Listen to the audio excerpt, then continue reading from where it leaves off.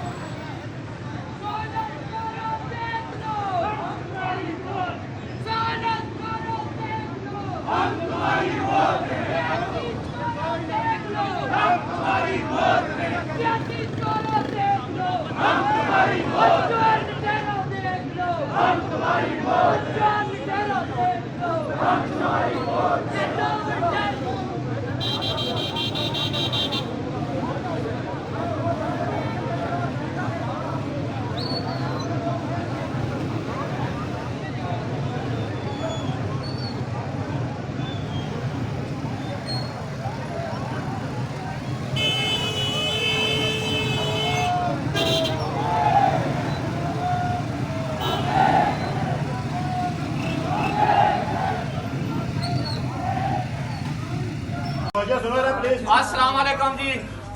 असा नम गाला जरा दफ्तर है सारा इस टाइम मौजूद हूँ और इतना नम तो बहुत बड़ा काफिला जरा वो इतना पहुंच ही चुका।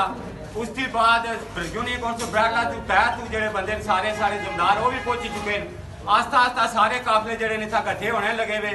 मैं सारे भरावां रिक्वेस्ट करना कि जितना जल्दी हो सकना इतना काफिले की शक्ल ही तुसा पहुंचो कि असा अपने टाइम की पाबंदी करो। असा चरोई भी पहुंचना एहतजाज की शक्ल रिक्वेस्ट कर कि नज़्म ज़ब्त ना दिसो सारे भरा एक बैलेंस ना जुलना ताकि इंतजामिया ये गल आखे कि कुछ बादशाह शहरी और इन्हें पूरा अमन डिसिपलिन नाल एक एहतजाज किया।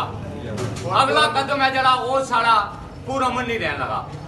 पहला कदम पूरा अमन दसो कि असा माशरे पूरा अमन लोग पहला जरा एहतजाज है पूरा अमन है इसना डिसीजन है चरोई स्टेज पर जेते देसा और दूसरा जो काफिले बाकी कोटली 16 ग्रां तो एक काफिला आया उसना शुक्रिया अदा कर रहे हैं। जो बाकी मेहरबानी करो वक्त ना ख्याल रखो और टाइम पर पहुंचो। बहुत शुक्रिया।